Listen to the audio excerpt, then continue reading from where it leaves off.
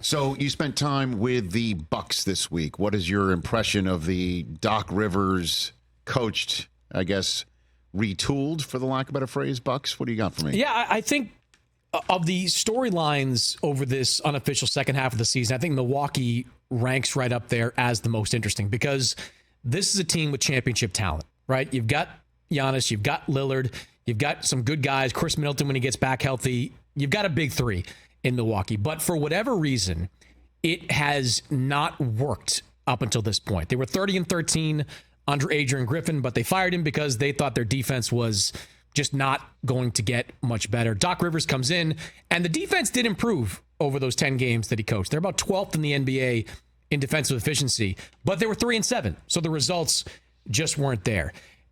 It's going to be fascinating to see if Giannis and Lillard and Middleton and this group of players can get on the same page, because this team has a very tight championship window. What's funny about the All-Star game, Giannis and Damian Lillard were the two oldest players on the Eastern Conference roster. They're older guys in the case of Dame in his early 30s, Giannis in his late 20s, Chris Middleton in his 30s as well.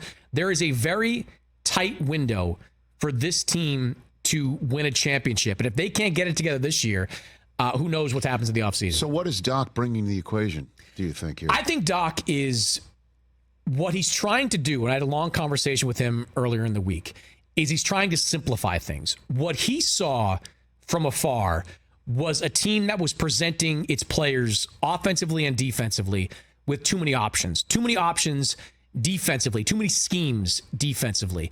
Offensively, not going to their bread and butter enough. One thing Doc said to me was, we need to run a lot of pick and roll for Dame and Giannis. We've got one of the best shooters in NBA history. We've got one of the most dynamic players in NBA history. We've got to run pick and roll for them all day long. Their very first practice, all they did was run pick and roll for Damian Lillard and Doc. So we've got to get back to that.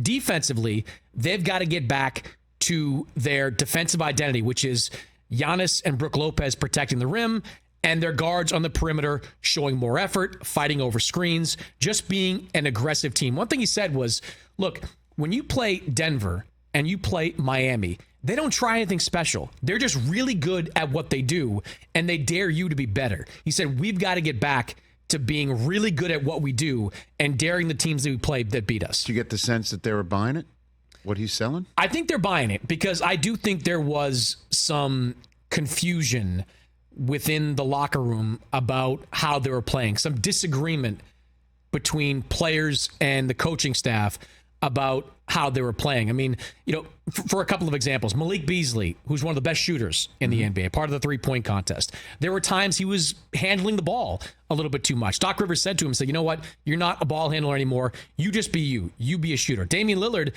would say he was confused, or at least according to Doc Rivers, would say he was confused about when he was bringing the ball up. He said, look, you're Damian Lillard. You bring the ball up all the time. You're our point guard. You're our star. So it's a word that I heard a lot during my week in Milwaukee. Simplify, simplify, simplify. Just making everything as basic as they can and being the very best at it. Is it as simple as this is the Nuggets world anyway, though?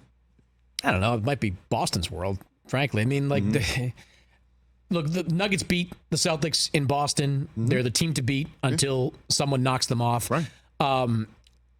I'm just really impressed with Boston's Big Six. Like, their top six guys are elite. The biggest question the Celtics have in the second half is, can they keep Kristaps Porzingis healthy? Like, he's been relatively healthy most of the season, but he's had a variety of different bumps and bruises. He has been a real key to what they've done on both ends of the floor. He's a perfect floor spacer offensively. Defensively, he's become a real shot contester at the rim. If he can stay healthy, my prediction is they roll through the Eastern Conference, and then we see what happens whoever they play in the West. I think the West is going to be a street fight from start to finish. Catch the Rich Eisen Show every single day on the Roku channel, 12 to 3 Eastern, for free.